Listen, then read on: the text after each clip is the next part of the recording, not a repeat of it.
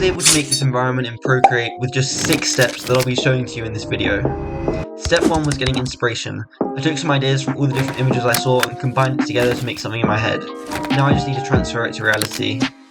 Step 2 is to put in the sketch. Here I'm just thinking about putting the elements in the correct position and building a composition that looks decent. You can see I was thinking a bit about the rule of thirds and big, medium, small.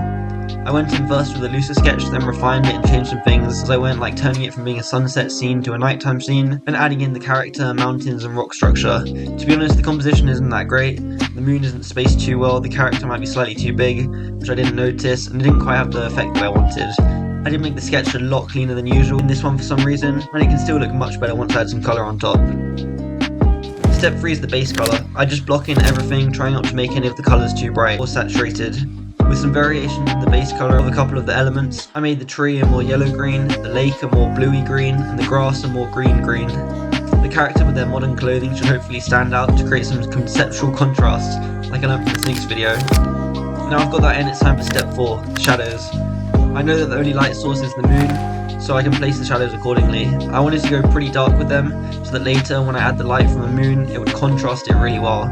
I added the shadows for each of the individual elements without any blend modes, just using the lasso tool for things like the tree and the default hard brush for everything else.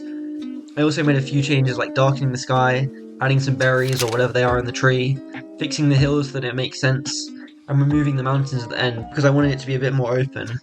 I would recommend for simplicity's sake, just to put one shadow layer above your base colour layer.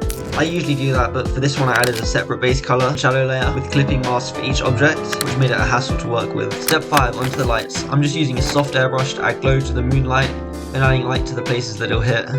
At this stage I also removed the sketch and added some atmospheric perspective to the hills, which is basically just making them a little more light and blue as they get further away.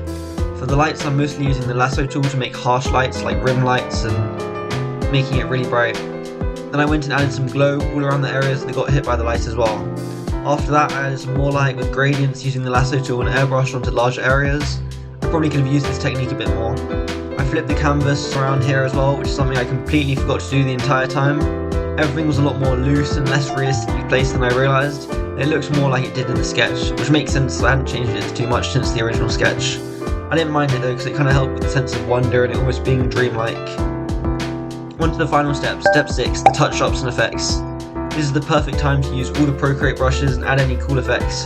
For me this meant adding a lens flare to the moon, the rock structure and his jacket, a few clouds to the sky with the cloud brush, and some stars in the sky with the light pen. Just have fun with it and add whatever you like. And there you go, here's the final artwork with some liquify and a curves adjustment layer.